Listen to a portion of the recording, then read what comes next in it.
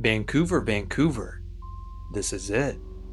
This is the final radio message linked to David Johnston, a 30-year-old volcanologist watching Mount St. Helens from a small observation post in Washington state. People often retell it as a shout. We cannot know exactly how his voice sounded that morning, but we know the message, and we know what happened next. Within moments, the ground beneath Johnston was gone. The ridge he was standing on was inside the path of one of the most violent volcanic events ever seen in the United States. There was no rescue. There was no final phone call home. There was only that transmission from a post called Coldwater II, about 6 miles north of Mount St. Helens. To understand why Johnston was there, you have to go back a few months. For more than a century, Mount St. Helens had been quiet. It was a familiar snow-covered peak in southwestern Washington. Then, in March 1980, the mountain began to wake up. Earthquakes rattled the area. Steam burst from the summit. Scientists moved in fast, trying to understand whether the volcano was simply venting pressure or building towards something larger. David Johnston was one of those scientists. His specialty was volcanic gases. He had worked on active volcanoes in Alaska, and he knew that gases coming out of a mountain could tell you something about what was happening deep below it. But the clearest warning was visible from outside. Magma was pushing into the volcano from below, and the north side of Mount St. Helens was swelling outward. It became known as the bulge. In places, it moved as much as 5 feet a day. By the day before the disaster, part of that north flank had been forced more than 450 feet outward.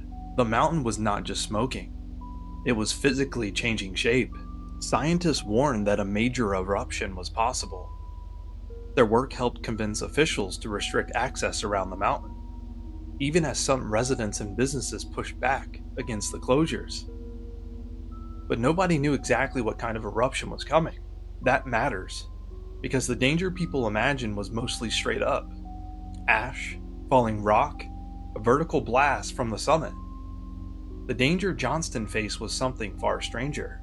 Coldwater II was a rough field station on a ridge north of the volcano. It was not a permanent observatory with thick walls and reinforced windows. It was a small trailer, equipment, a radio, and a clear view of the mountain. The post was considered relatively safe.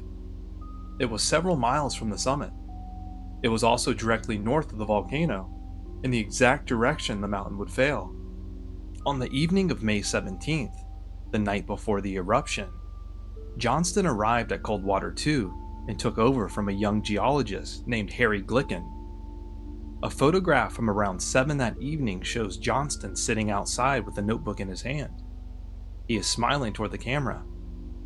Behind him is a trailer. Behind that, the mountain. It is an unsettling photograph now, because we know what he did not. He would spend that night at the post. By the next morning, neither the station nor Johnston would remain. Sunday, May 18th, began warm and clear.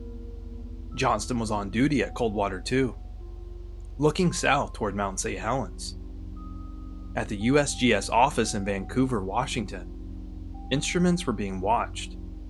The volcano had been restless for weeks, but nothing had given anyone a countdown to the exact moment. At around 8:32 that morning, a magnitude 5.1 earthquake struck beneath the volcano's north side. The earthquake was not the whole disaster. It was the trigger. Almost immediately, the bulging north flank of Mount St. Helens began to slide away. Not a small rockfall.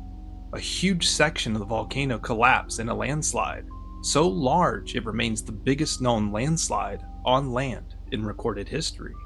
The mountain opened from the side. As that mass of rock and ice tore away, it removed the lid of pressurized magma and gas inside the volcano. The pressure dropped almost instantly. Hot gas, steam, ash, and shattered rock blasted north across the landscape. It was not a normal upward eruption. It was a lateral blast, an explosion aimed sideways, For the people north of the volcano, distance was not enough. The blast swept over ridges and through valleys at extraordinary speed. Forest over an area of roughly 230 square miles were flattened. Trees had been standing minutes earlier were snapped, stripped, or buried. From Coldwater II, Johnston had a clear view toward the volcano's north side. His radio message came through to Vancouver. Vancouver, Vancouver, this is it. Then, the connection ended. There is no verified account of Johnston trying to run. There is no known final conversation from that call. The official record does not leave room for a dramatic escape attempt. Coldwater II was in the blast zone, and the destruction was immediate. His post was obliterated. Johnston's body was never recovered. This is why the story has lasted so long. The final message sounds almost impossible in hindsight. 4 plain words, no speech, no warning to the world, just the recognition that the thing scientists had feared was happening right in front of him. But Johnston was not a reckless observer who wandered too close for a better view. He was part of the work that had already reduced the disaster's human toll. The monitoring team had documented the growing bulge, the earthquakes, the changes in the mountain. Their warnings helped keep much of the public out of the most dangerous area. The eruption still killed 57 people, including Johnston. But USGS later said the restrictions likely prevented a death toll in the hundreds or even thousands. The eruption also changed volcanology.